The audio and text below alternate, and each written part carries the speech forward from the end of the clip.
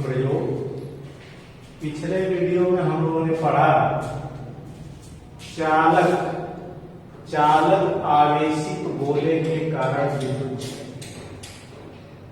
आज हम लोग पढ़ेंगे और चालक आवेशित गोले के कारण विद्युत क्षेत्र। तो सबसे पहले हमको ये समझना है कि चालक आवेशित गोला क्या है और चालक आवेशित गोला क्या है। जैसा कि हम पिछले वीडियो में इसकी चर्चा भी किए थे, फिर हम कर रहे हैं। जो चालक आवेशित गोला होता है, ये चालक है, चालक गोला है, तो इसको जो भी आवेश हम देते हैं इसकी सतह पर एक समान रूप से वितरित हो जाता है। जो भी आवेश देते हैं वो आवेश इसकी सतह पर रहता है, इसके अंदर कोई आवेश नहीं होता, इसके अंदर कोई आवेश नहीं होता है। जबकि अचालक आवेशित गोला जो है, अचालक गोला जो है, उसको हम जहां पर भी आवेश देते हैं वो आवेश वहीं पर पड़ा रहता है।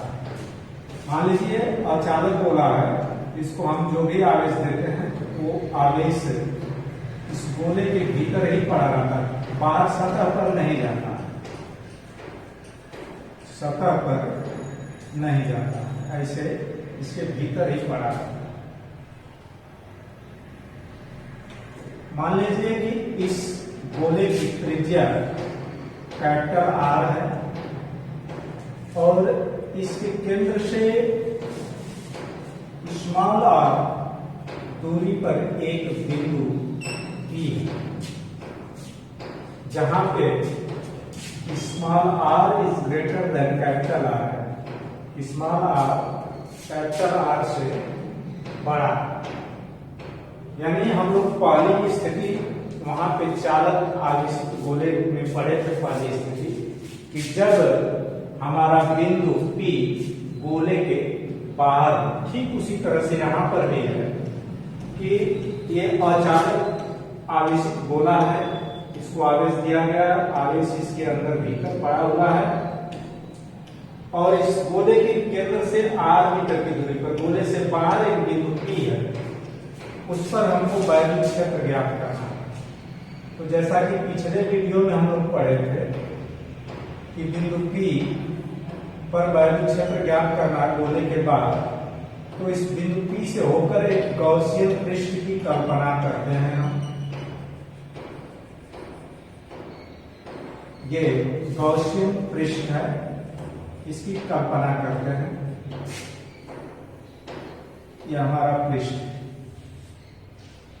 इस पृष्ठ को क्या कहेंगे? गॉसियन पृष्ठ, गॉसियन पृष्ठ। इस पृष्ठ पर एक छोटा सा क्षेत्रफल हम लेते हैं ds, जिसका क्षेत्रफल सदिश हो जाएगा लंबवत, इस पृष्ठ के लंबवत, जिसको हम वेक्टर ds से डिनोट करते हैं। सेम है पिछले वीडियो चालक आवेशित गोले के कारण वैद्युत क्षेत्र जो आया था उसी के सेम है। अब इसके कारण हम वैद्युत क्षेत्र को देखें तो वैद्युत क्षेत्र हमारा उसी दिशा में होगा, क्योंकि ये प्लस क्यू आवेश दिया गया है तो उसी के साथ दिशा में होगा। यानी थीटा बराबर क्या होगा? जीरो, थीटा बराबर जीरो। थीटा क्या है? ds और e के बीच कोण है। ds क्षेत्रफल सदिश और वैद्युत क्षेत्र के बीच कोण है, जो कि एक ही दिशा में, इसलिए जीरो हो जाएगा। अब हम परिभाषा से निकालें, परिभाषा से फ्लक्स निकालें, फ्लक्स, परिभाषा से फ्लक्स हो जाएगा फाई बराबर क्या होगा? या पहले डी फाई निकालना, डी फाई बराबर होगा E into ds cos theta. चूंकि थीटा बराबर 0 है तो cos 0 का मान 1 होता है, ये हो जाएगा e इंटू ds। अब पूरे पृष्ठ के कारण ये तो हमारा ds डी फाई आया, इस छोटे से क्षेत्रफल के कारण फ्लक्स। अब पूरे पृष्ठ के कारण हमको फ्लक्स निकालना है, तो क्या करेंगे, df डी फाई का समाकलन कर देंगे, यानी पूरे पृष्ठ के कारण फाई बराबर हो जाएगा इंटीग्रल, और ये इस तरह से गोले का चिन्ह लगा देते हैं। अब देखिए फाई और इसमें अंतर आपको होना चाहिए, ये टेढ़ा है और ये सीधा, तो ये इंटीग्रल और ये गोला यहाँ लगा दिया गया है समाकलन के चिन्ह पर। इसका मतलब ये पृष्ठ गोली पृष्ठ है, पूरे गोले के कारण, तो ये हो जाएगा डी फाई और डी फाई बराबर आया है ई इंटू ds, ई बाहर चला जाएगा और ये आ जाएगा ds, पूरे गोले के कारण फाई आ गया, ई समाकलन ds। समाकलन का भौतिक विज्ञान में लॉजिक अर्थ होता है योग। जैसे यहाँ छोटा सा भाग लिया, उसी तरह से छोटे छोटे भागों के कारण फ्लक्स हम निकाल कर सबका जोड़ दें, पूरे पृष्ठ के कारण आ जाएगा फाई। यह हो जाएगा फाई बराबर ई, और ds जो है छोटा सा पृष्ठ है, इसका पूरा योग करना है। योग करने का मतलब पूरे गोले के कारण हमको निकालना है, तो पूरे गोले का क्षेत्रफल होगा 4 पाई r स्क्वायर, 4 पाई r स्क्वायर। ये समीकरण 1 हो गया परिभाषा से फाई। अब गाउस नियम से निकालना है, गाउस नियम से, गाउस नियम से फाई क्या होता है, फाई बराबर होता है सिग्मा क्यू बटा एप्सिलॉन 0। सिग्मा क्यू क्या है, सिग्मा क्यू यहाँ हम गोले को कितना आवेश दिए हैं, धन क्यू, सिग्मा क्यू बराबर हो जाएगा क्यू बटा एप्सिलॉन 0। ये समीकरण 2 हो गया। अब समीकरण 1 तथा 2 से, 1 तथा 2 से देख रहे हैं, समीकरण 1 से भी फाई निकला, परिभाषा से फाई और गाउस के नियम से फाई, दोनों फाई बराबर करना है, तो हमारा आ जाएगा E into 4 pi R square बराबर क्यू बटा एप्सिलॉन 0। तो E बराबर हो जाएगा क्यू बटा 4 पाई एप्सिलॉन 0 आर स्क्वायर।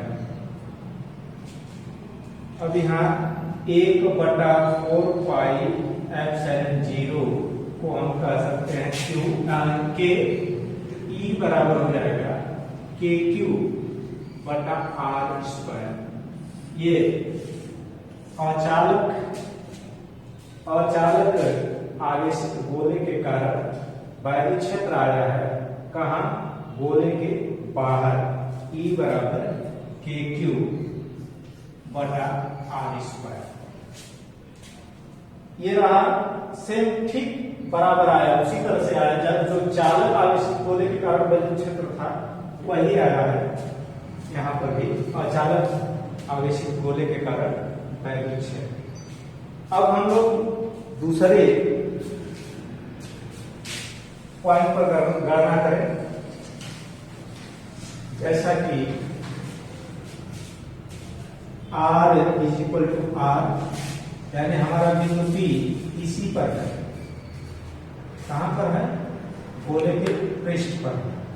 तब इसमें कुछ नहीं करना है, बस यहाँ समीकरण 3 में स्मॉल r की जगह पर कैपिटल R रख देना है, यानी जब बिंदु P गोले के सतह पर है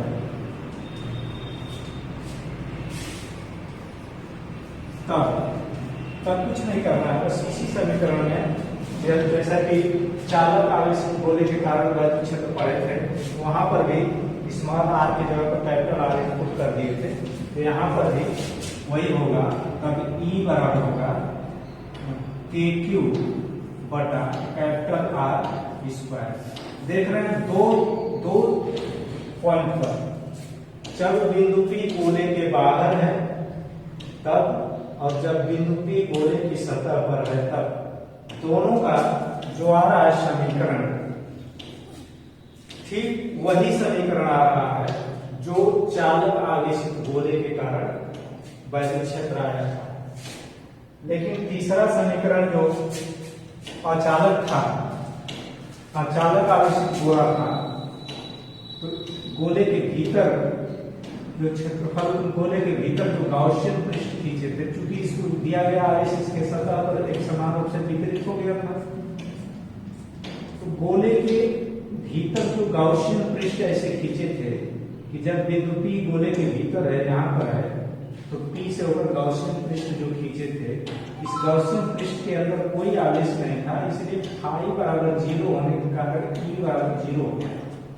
लेकिन यहाँ पर अगर गोले के भीतर हम बिंदु P को लेते हैं, तो बिंदु P से होकर के हम गाउसियन पृष्ठ खींचे, तो बिंदु इस गाउसियन पृष्ठ के अंदर भी कुछ आवेश है, तो यहाँ पर विद्युत क्षेत्र 0 नहीं होगा, यहाँ पर विद्युत क्षेत्र कुछ होगा, जिसको हम अगले वीडियो में बताएंगे।